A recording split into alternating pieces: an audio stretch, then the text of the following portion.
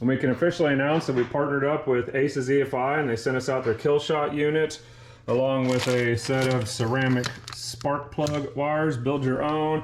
We have the wiring harness, throttle linkage, 7-inch display. They sent us out their coil and distributor set along with some other goodies. So eBay special intake to match the 4150 flange that this thing has, which my God, look at that. That's the factory, that's the update. Factory, update. That is a bad looking unit compared to what was on there, rusty crusty. So we're gonna get this thing going. What's up guys, welcome back to the shop. So we've got some exciting news on a new project that's coming in the garage. So don't forget to like, share, and subscribe. Leave a comment down below. Let's check out the new project.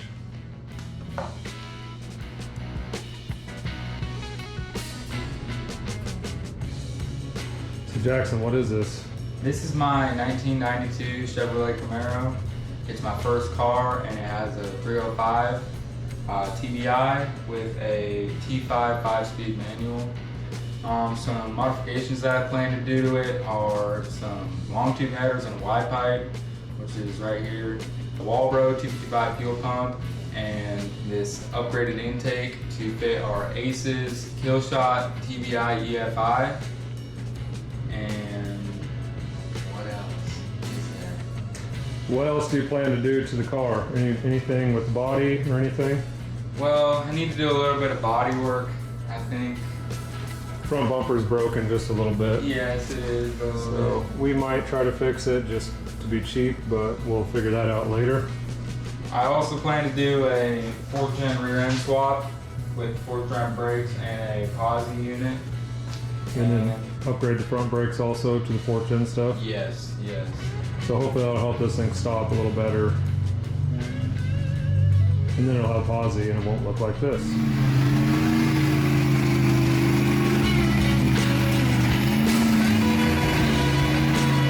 I also plan to upgrade the radiator and get a dual fan setup because these things are notorious for running hot.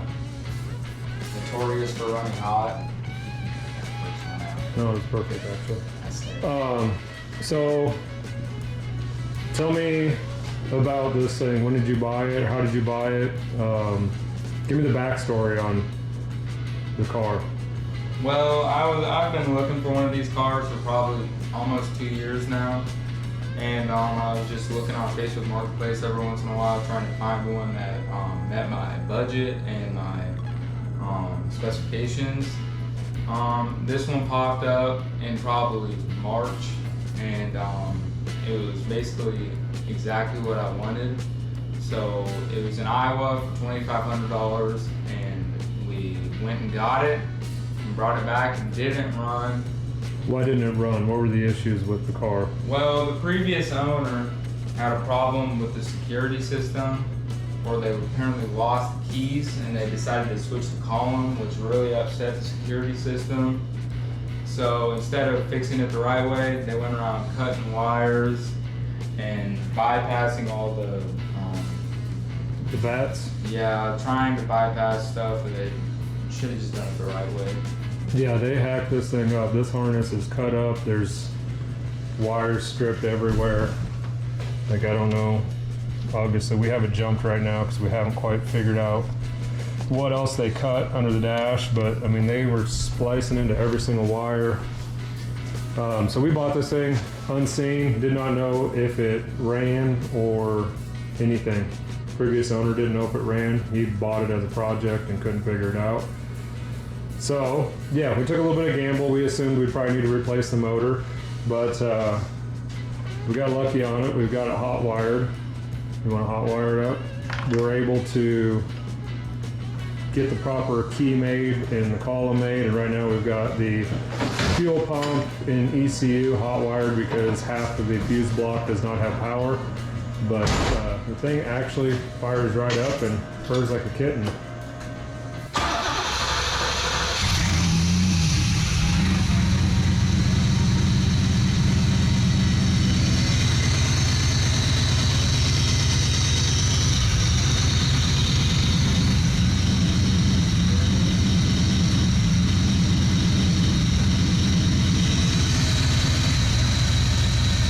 Anyway, so we've got it hot wired right now. It goes into gear, clutch works great. It's able to do a 3rd gear burnout on its peg leg right now.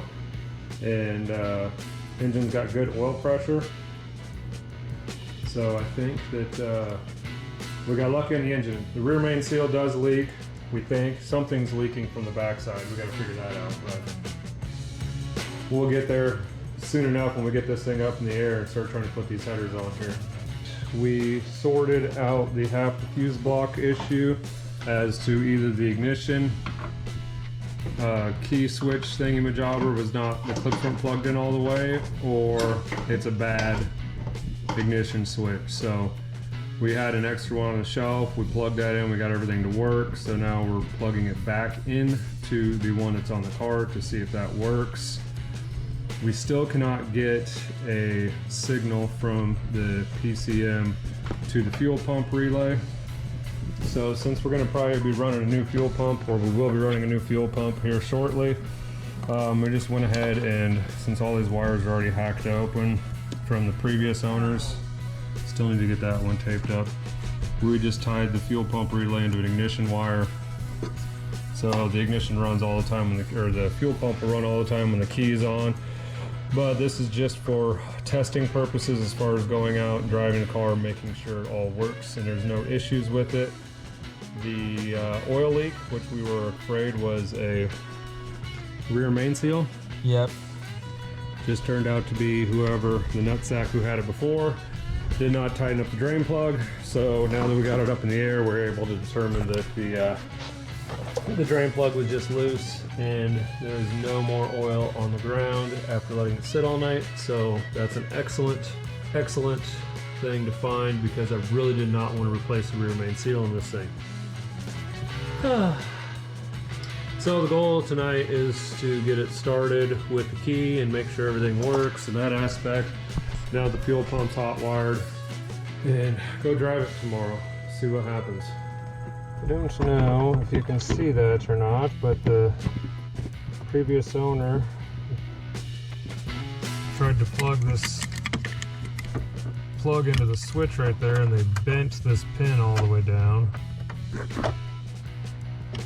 And so that is why it wasn't plugging in all the way. Bending that pin back up, we were able to get the clip in, and now we have everything functioning. And the key turns the car on and off like it's supposed to. So that's a win. All right, guys, it's time to start tearing into this 3rd gen. We're gonna go ahead and we're draining the coolant out now. We got the oil drained out of it. We're gonna start pulling the radiator and the intake off and get all that jazz off, because this thing ran perfectly when we first got it started, and it developed an injector issue that we diagged. So it's running like poop down low, as you can see here.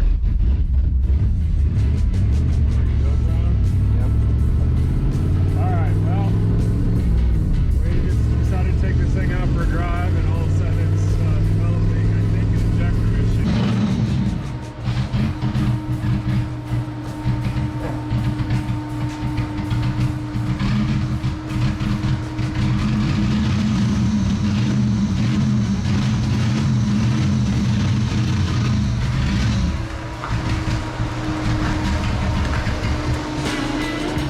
Still was able to scratch 3rd gear, which was pretty legit. But yeah, it doesn't idle right. So we reached out to our friends Aces EFI, and they sent us over a box full of goodies. So maybe we should open that up and take a look at it. Maybe we should get to work. I don't know. I haven't decided yet. You want to look at it? Let's look at it. Maybe not. Let's see what we got in the Aces box. Ooh. Got some hats, shirts. Hats and shirts. Heck yeah.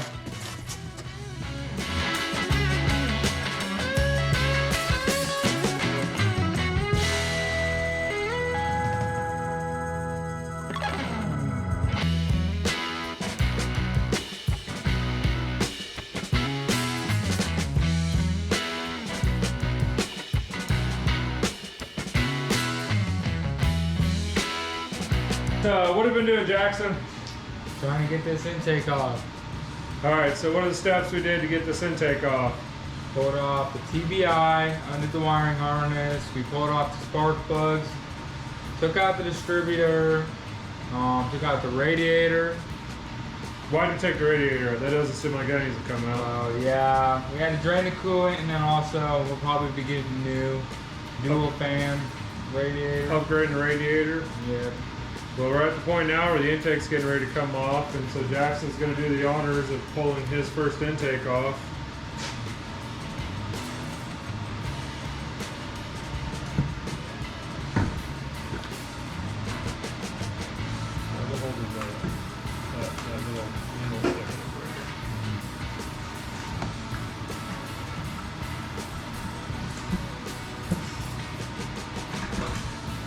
Heavier than it looks, isn't it? Yeah, I don't have any leverage. I'm gonna fall off this chair. Oh, you're done with cooling the motor. Perfect. So we're gonna change the oil, right? Alright, intake off. Oh wow, those water jackets are blowing. It is look so nice. I'll try that all over. Huh. I don't think that belongs in the intake runner. Well, it is a roller motor, so that's cool. Alright, well, one step down. 1,000 more to go. Alright guys, that's going to be a wrap for the introduction of Project 3rd Gen. We've got all the stuff ripped off, ready to go for our Aces unit. Stay tuned to our next episode where we'll be installing all the Aces stuff.